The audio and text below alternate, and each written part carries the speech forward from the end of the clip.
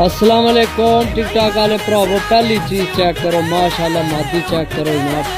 भरावों वास्ते बहुत अच्छे पीस लेके आए माशाल्लाह। पल्ला चेक करो, शो करो जनाब।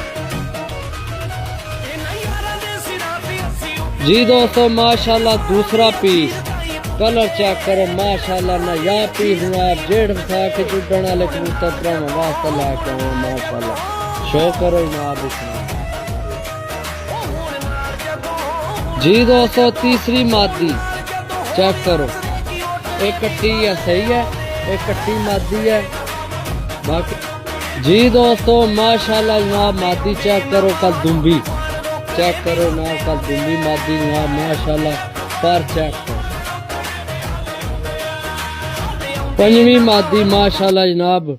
बाकी वीडियो लंबी हो जासी, सारे ना कट्ठा शो कराने भरावां की।